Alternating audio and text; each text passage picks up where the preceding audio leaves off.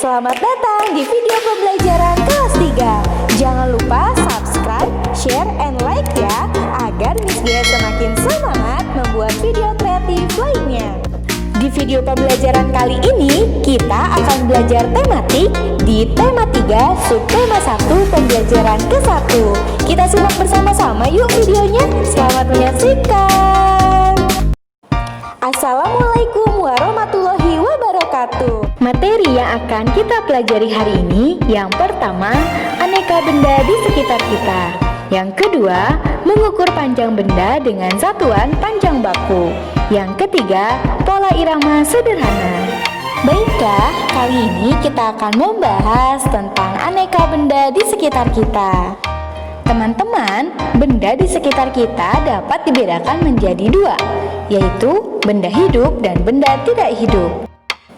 Teman-teman, kalian tahu tidak? Manusia, hewan, dan tumbuhan adalah benda. Batu, buku, dan air juga termasuk benda. Kira-kira kalian tahu tidak apa perbedaannya? Manusia, hewan, dan tumbuhan termasuk benda hidup. Sedangkan batu, buku, dan air termasuk benda tak hidup. Kalian tahu tidak apa sih sebenarnya yang dimaksud dengan benda? Apa ya? Benda adalah segala sesuatu yang menempati ruang dan memiliki massa. Apa sih yang dimaksud dengan memiliki massa? Maksudnya, massa berarti massa benda itu dapat diukur dengan cara ditimbang. Sedangkan yang dimaksud dengan menempati ruang berarti benda dapat ditempatkan dalam suatu ruang atau wadah tertentu. Manusia, hewan, tumbuhan, batu, buku, dan air menempati ruang. Benda-benda itu juga dapat ditimbang. Teman-teman, kalian tahu tidak bagaimana ya cara membedakan antara benda dan bukan benda? Apakah panas dan cahaya termasuk benda? Bukan teman-teman, panas dan cahaya bukan termasuk benda karena keduanya tidak menempati ruang. Panas dan cahaya tidak dapat ditimbang. Nah, sekarang kita coba mengelompokkan yuk antara benda dan bukan benda. Kalian beri tanda centang atau tanda checklist pada gambar yang termasuk benda dan berilah tanda silang pada gambar yang bukan benda. Gambar yang pertama, di sini ada gambar panas api unggun. Kira-kira panas api unggun itu termasuk benda bukan ya? Ya, betul sekali. Panas api unggun bukan termasuk benda. Karena panas api unggun tidak menempati ruang dan tidak dapat ditimbang. Maka kita beri tanda silang. Selanjutnya, di sini ada gambar air. Kira-kira air itu termasuk benda bukan ya? Yap, betul sekali. Air termasuk benda. Karena air dapat menempati ruang dan juga air dapat ditimbang dalam satuan liter. Karena air termasuk benda, maka kita beri tanda centang. Selanjutnya ada gambar ember. Kira-kira ember termasuk benda atau bukan ya? Ya, betul sekali. Ember termasuk benda karena ember dapat menempati ruang dan juga dapat ditimbang. Kemudian ada gambar balon. Kira-kira balon termasuk benda bukan ya? Ya, betul sekali. Balon termasuk benda. Selanjutnya ada gambar cahaya. Nah, kira-kira cahaya termasuk benda bukan ya? Ya, betul sekali. Cahaya bukan termasuk benda ya teman-teman, karena cahaya tidak dapat menempati ruang dan cahaya juga tidak dapat ditimbang. Maka kita beri tanda silang. Kemudian ada gambar telepon genggam. Kira-kira telepon genggam termasuk benda bukan ya? Ya, betul sekali. Telepon genggam termasuk ke dalam benda karena telepon genggam dapat kita timbang. Selanjutnya ada gambar gelembung sabun. Kira-kira gelembung sabun termasuk benda bukan ya? Yap, betul sekali. Gelembung sabun termasuk benda teman-teman. Yang terakhir ada gambar musik. Kira-kira musik itu termasuk benda bukan ya? Yap, betul sekali. Musik bukan termasuk benda ya teman-teman, karena musik itu tidak menempati ruang dan juga tidak dapat ditimbang, hanya bisa kita dengarkan. Teman-teman, ternyata benda-benda dapat kita kelompokkan berdasarkan sifat fisiknya. Misalnya, bisa kita kelompokkan berdasarkan ukuran, bentuk, dan warna. Sifat benda yang pertama yaitu berdasarkan ukuran. Ukuran benda-benda di sekitar kita ternyata sangat beragam loh teman-teman. Ada yang besar dan ada yang kecil. Ada juga yang panjang dan ada juga yang pendek. Coba kalian perhatikan. Di sini ada gambar penghapus dan juga tempat pensil. Nah, penghapus ini ukurannya lebih kecil daripada tempat pensil. Kemudian, di sini ada gambar tas. Nah, kalian lihat, tas itu ternyata ukurannya lebih besar daripada tempat pensil. Sifat benda yang kedua yaitu berdasarkan bentuk benda. Teman-teman, ternyata bentuk benda-benda di sekitar kita juga sangat beragam. Coba kalian lihat gambar-gambar berikut ini.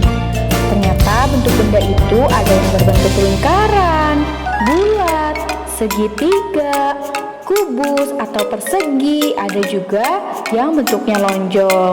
Sifat benda yang ketiga yaitu berdasarkan warna benda. Seperti yang kita ketahui, warna benda-benda di sekitar kita ternyata sangat beragam.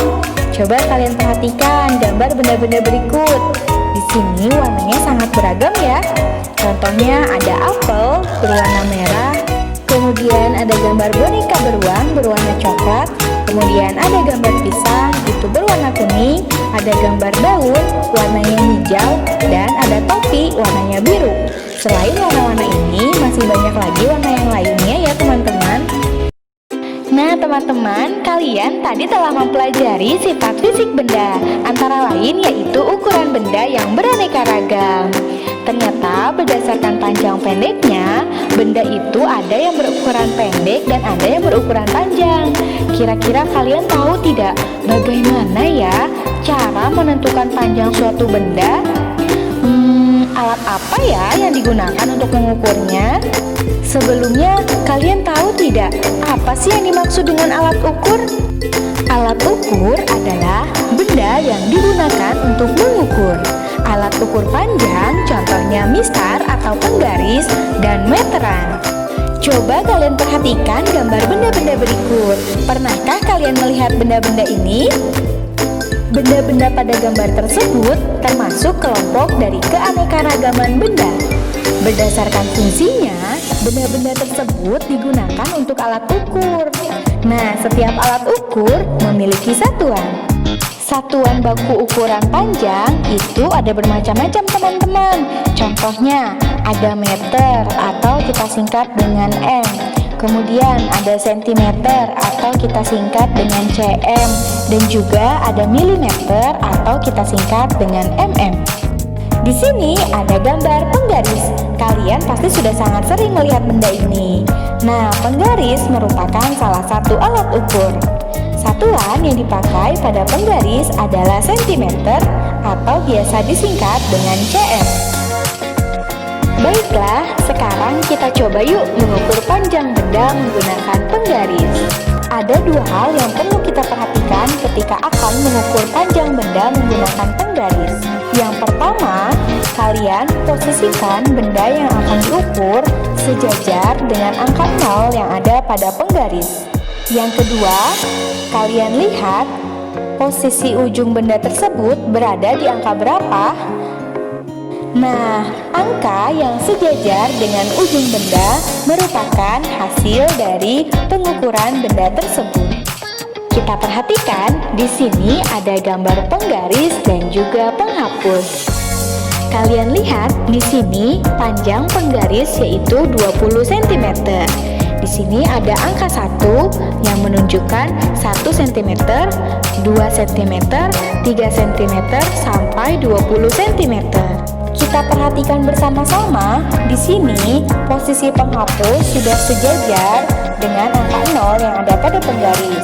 Nah, sekarang kita perhatikan, kira-kira ujung dari penghapus tersebut sejajar dengan angka berapa ya? Yap, betul sekali. Ujung penghapus ini sejajar dengan angka 4 yang ada pada penggaris. Maka bisa kita simpulkan, Hasil pengukurannya yaitu panjang penghapus adalah 4 cm atau bisa kita tulis dengan 4 cm. Baiklah, kali ini kita akan membahas tentang pola irama sederhana. Teman-teman, kalian tahu tidak? Ternyata benda itu dapat dibuat dari beraneka bahan loh teman-teman.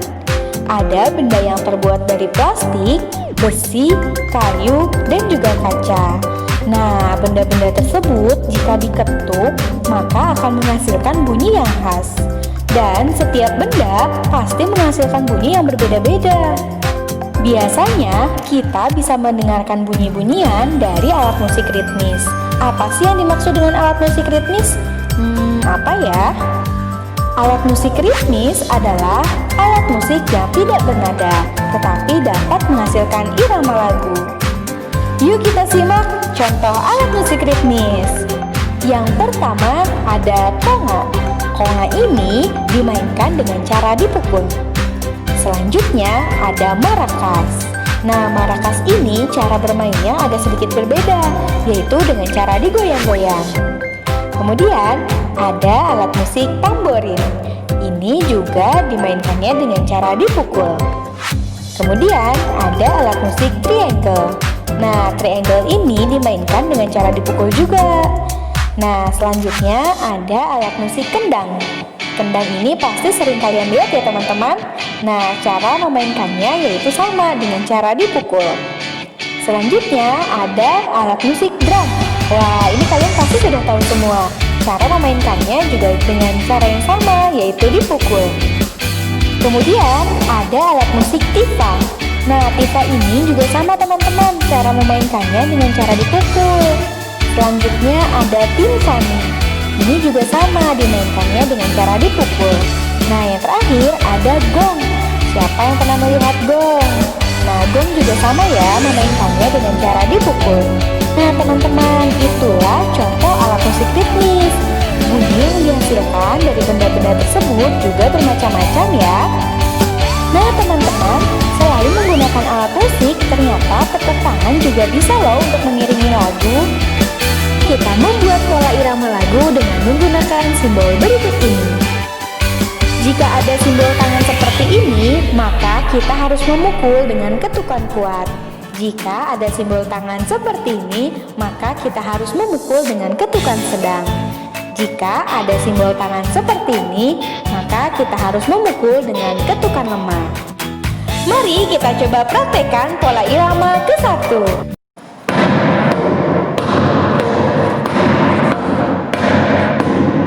Pola irama ke-4.